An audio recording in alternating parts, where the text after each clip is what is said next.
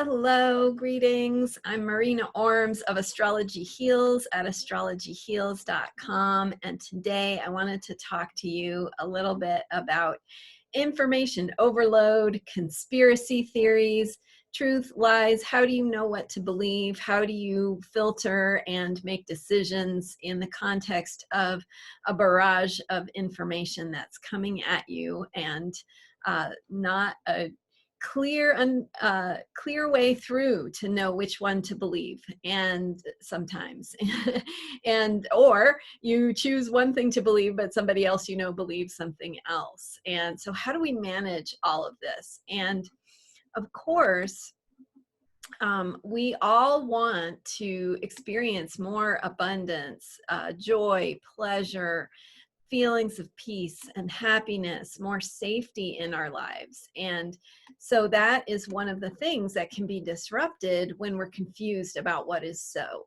It's hard to know how to feel peaceful when you don't know for sure. Something you believed yesterday now seems to not be true today.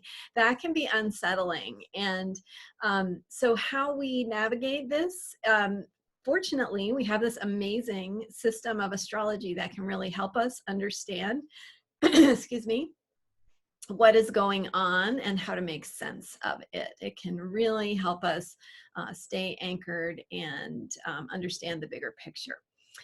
So not only do we want to experience greater safety and peaceful feelings and joy and abundance in our lives, but we also want to live in a world that is guided by these things.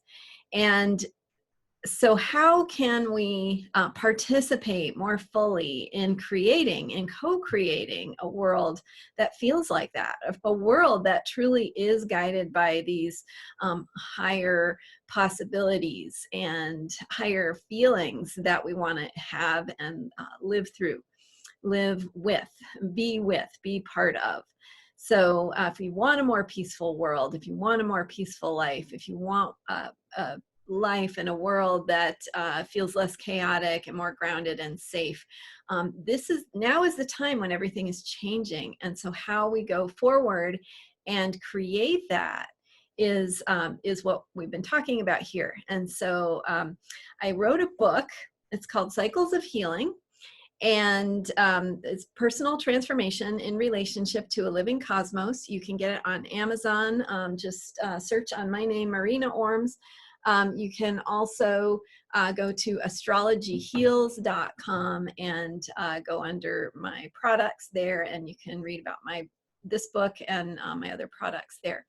So check this out, because this book goes into great detail about reality, what it is, how it's created, why it breaks down, and how we can participate in creating it and shaping the future in a way that works better for us, in a way that works better for all beings. So not in a selfish way of, I'm going to have a good life and I don't care what happens to anybody else, but really in a way where we can have our cake and eat it too, where we can create and participate in creating our own lives in ways that feel more authentic, more connected, more fulfilling, more meaningful, but also live in a world where everyone has that opportunity, and where we can collaborate together and use our creative powers to think of new solutions and create new systems. So systems has been the name of the game lately, and I've been talking in my recent videos about the breakdown of systems and structures. If you missed those, you can find them on YouTube, Astrology Heals YouTube channel. You can search for either Astrology Heals or Marina Orms, either one. And also in my Astrology Heals Facebook page, I have all the videos there as well, so whatever you prefer.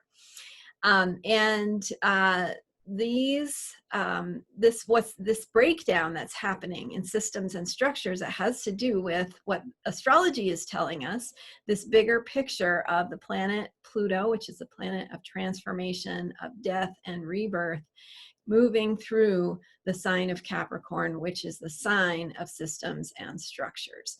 Systems and structures are like the bony skeleton in our body. That's the structure that holds up our body. Another kind of structure is a house. It's a structure, it's a construct, it's something that we have made that can then provide for us a system, a context, a place to be where we can do the things we want to do and have a place to get our needs met. Another kind of structure is a medical system. And so a medical system, you know, provides us with things we can count on. We can count on there being lab tests and there being doctors and there being procedures when we need them. That's a system. That system is also, like all systems right now, is in the process of being broken down and reconstructed. And so whether that is your area of contribution or you have some other area, we all have our own area of contribution where we can make a difference. Another example would be a system like a system of justice. So where we have our laws written on the books, but we also have the ways and the methods by which we interpret those laws and make choices. And that's another example of a system where we're starting to really become conscious of the flaws that it has and the problems that are there. And it's not that those problems haven't been there all along, but our awareness is shifting in a way that is moving us toward being able to do something about it. And that, so that breakdown, what happens as Pluto comes through, Pluto has been in Capricorn since 2008 and will be in Capricorn until 2023. And so this breakdown is a slow, grinding process because we wouldn't be able to make these changes overnight. It has to go deep, and that's what Pluto does. It takes us deep so that we can really get to the heart of something and the truth of something. So this process is happening where systems are breaking down. And it's not just death, it's also rebirth. So we have this opportunity right now to contribute to creating new systems and updating and upgrading our systems so that they work better. So how do we do that when we don't know how to be sure about what's true? And that's where the truth, lies, conspiracy theories, and science come in. And so the difference between truth and lies is really, they're both ways of creating reality, right? Reality can be constructed on lies. Systems can be constructed on lies, just as much as they can be constructed based in truth. And the reality is it's probably some of both. But what truth is truth is something you connect with inside. Truth is something you feel. It's something you know. You know it with your being, with your intuition, with a resonance, with a feeling. And when that resonant feeling can be there sometimes with lies, but then you have this bigger picture where you discover a greater truth and you can see the lies for what they are. So the way I was taught was that the truth changes, lies persist. So how you know something is the truth is that it is changing and it's being discovered and it's being connected with in the present moment. And this is true in science as well as our own everyday lives. So science is a system for getting at the truth that operates on empirical evidence. So this is evidence we can see, experiments we can perform, and results that we can repeat, and things we can see with our own eyes and measure with our measuring equipment. That's what science is about. And science is getting at this bigger picture of what is objectively true that we may not be able to see because we're in our subjective little worlds. So that's the great thing about science, is that science helps us connect with objective truth. The downside, this is what is really changing and what's really creating huge paradigm shifts for us right now, is that in the last 100 years, our very understanding of the nature of objective truth is changing. And so since the discoveries of Einstein, we realize that the world can't be boiled down to a series of billiard balls on a table where it's just a matter of understanding the acceleration and the direction and the velocity and all of that. Once you figure out all those things, then you can predict exactly what will happen. That's what the old science, the old scientific paradigm is based on. It's based on this idea that everything is already in a certain kind of order, and it's just for us to discover how that order works. So the new paradigm of science is saying that we really have no way to prove that objective reality even exists. So there's absolutely nothing that is telling us that that just because we see something that that it exists outside of us seeing it. So it's all based on our experience and our observation. So for instance, if I'm looking out the window and I can see the building across the street and it's yellow, I can tell you it's a yellow building, and you can look at it and say, yeah, it's a yellow building, and we can agree on that. But we have actually no way to prove that that yellow building exists outside of our observation of it. And that's something to, ponder in those moments when you're out for a walk in nature, and hopefully not abusing your body with substances. But at any rate, so our external reality is only available to us as it is interpreted through our experience and our observation. So what that means is that even objective reality is what we agree is true. So when we agree that we're going to stand 6 feet apart in a line waiting to go into a store, that's an agreement. We're creating reality through that agreement. And in very unconscious ways, I mean, it's, nobody's going to really dispute that the building is yellow. And if they do dispute that, they're, nobody's going to listen to them because they have their own little reality going on. But the reality is that we are agreeing. We're agreeing that what we're observing is what is real and true. And that can change. And so that's what's happening. That's what we are in the process of right now in this many-year experience of Pluto moving through Capricorn, is that we are experiencing the very foundations of reality changing. And so when you think about science before they knew that the planets orbited around the sun, when you think about science before they had telescopes or microscopes, it was a different reality. And so when those discoveries were made, they initially were dismissed, right? It was like the person saying that building's not yellow. It was, like, oh yeah, that's ridiculous, and so very similar to some of our conspiracy theories that we have right now. And so when reality is changing, you have other sources of information rushing in to try and corner the market on reality and truth.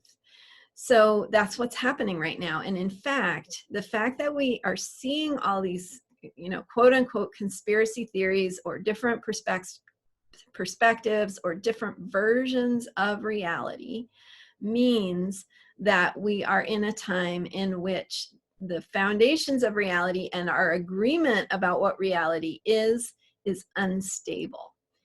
So that's what makes it feel hard and stressful and confusing. But the good news about that is that we also have this opportunity to co-create the reality and participate in the creation, consciously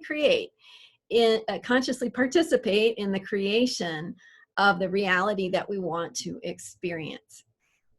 And so how do we do that? We do that through our intention. And I have a group that works with intention using the cycles of the moon and the natural cycles of energy in the cosmos as supporting us in ongoing process of conscious creation.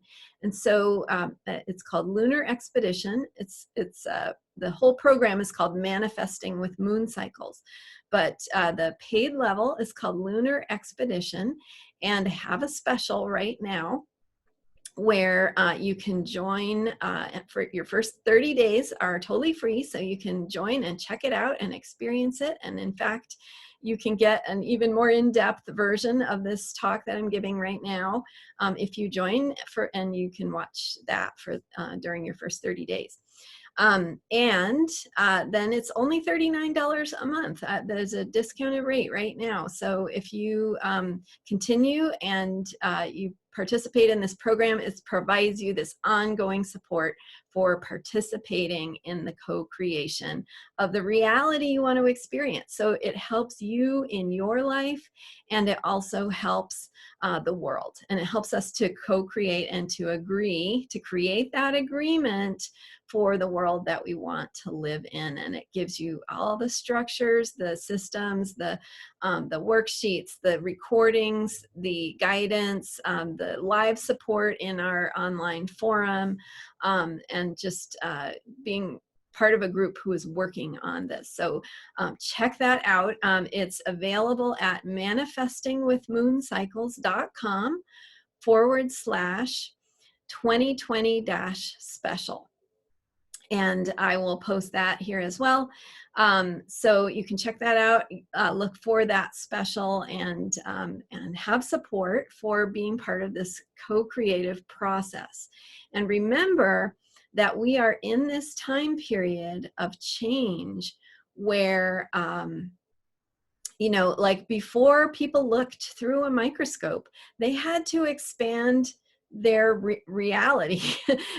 Reality had to change. They had to expand their readiness. They had to be ready to look through the microscope and see that there were little tiny beings that were invisible, previously didn't exist because we couldn't see them. So when people were ready to see and to know that there were microbes and little living beings that are smaller than we can see with our eyes, then they invented the microscope, and lo and behold, there they were. So what is that for us right now? What is it that we are in the process of being ready to understand and to receive in terms of our own awareness and knowledge and consciousness and truth and reality? So this is big, big stuff. And I've been working on this through my career as an astrologer, as a nurse, as a holistic healer, in my spiritual journeys and studies. And as I mentioned, of course, I've written books about it. And so I'm very comfortable guiding you through your own learning and working with these energies consciously, and to have a better life, and also to be the source of creating a better life for all beings, and to be the source of what that's going to become rather than be a victim of it, which is certainly a choice right now. We certainly have a choice to be in the fear and to let ourselves be overwhelmed by it, but you don't have to make that choice, and I can show you how. So check it out, manifestingwithmooncycles.com/2020-special. And I hope to see you there, and check out my book. All right, thanks for watching. I'll see you next time. Bye for now.